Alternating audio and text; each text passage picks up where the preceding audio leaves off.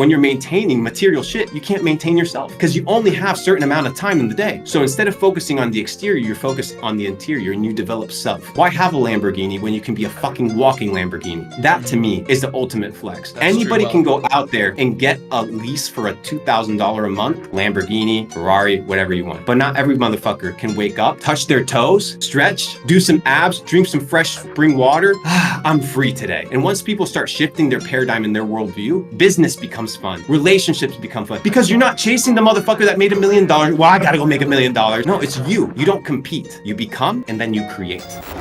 My idea of wealth, and this comes when you have the ability to sustain yourself in a basic form, is to me, the wealthiest person in the world is the person that wakes up with the least pressure on their chest. Every single morning, right? The wealthiest person is the one that wakes up and is like, it's good to be alive. Let's take the day on. Let's do this. I got it.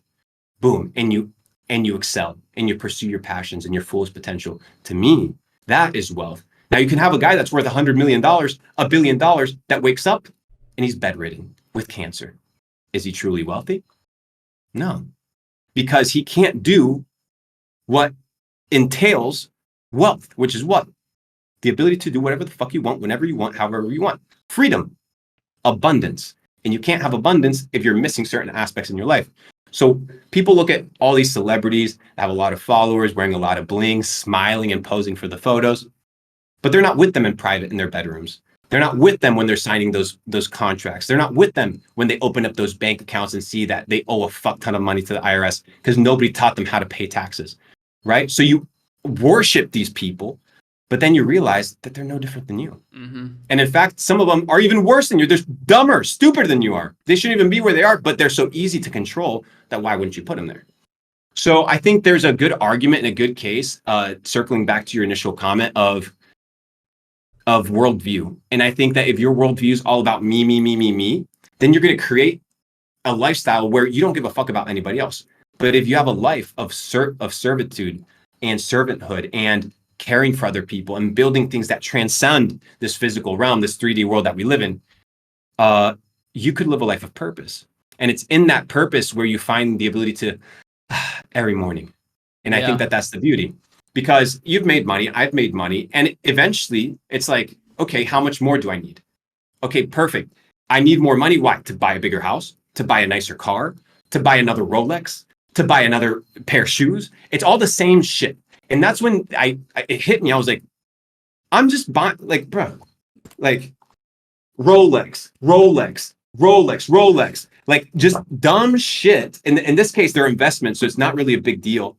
But like, I can show you my closet. There's shoes I'm like, I've never even worn this. What the fuck is in my head? And it's like, it's not that I'm thinking, I'm programmed. I'm programmed to spend because my success, right, as I'm programmed, is found in what I have and not in who I am. So once that hit me, I'm like, well, what the fuck? I'm not buying shit. And now I'm in the process of, if I don't touch something for 90 days, I get rid of it.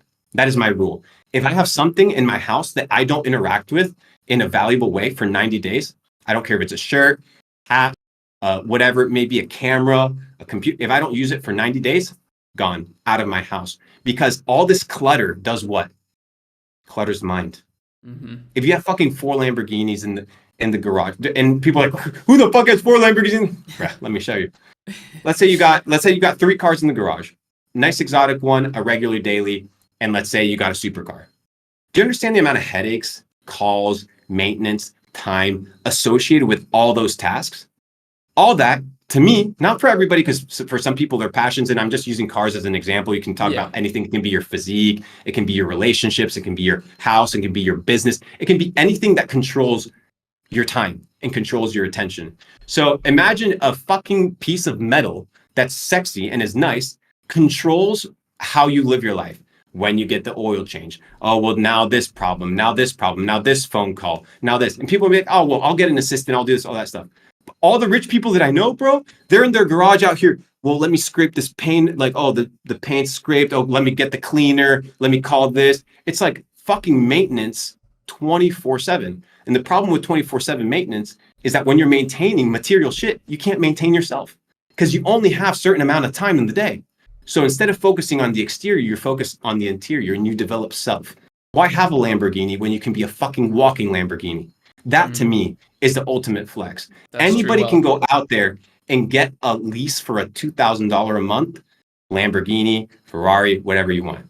But not every motherfucker can wake up, touch their toes, stretch, do some abs, drink some fresh spring water. I'm free today.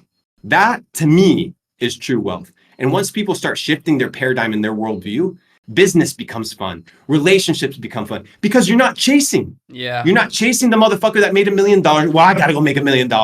No, it's you. You don't compete. You become and then you create. So you're The not universe competing is against so anyone. funny that way because the universe almost rewards you. It's like, you know, whenever you're chasing a girl, let's say, chances are she's gonna be icked by that. She's gonna not like that, right? Whereas if you're just focused on yourself and attract things, they're more likely to come to you. It's like an irony of the universe, which is really interesting. You know what people haven't done, bro? Is people don't study words.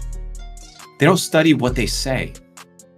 There's power in words. So when you look at the word chase, right? What do you chase? You chase things that are running from you. You don't chase things that are coming. So people out here saying, I'm chasing paper, I'm going to go chase these girls. Yeah, because they're not attracted to you. Right.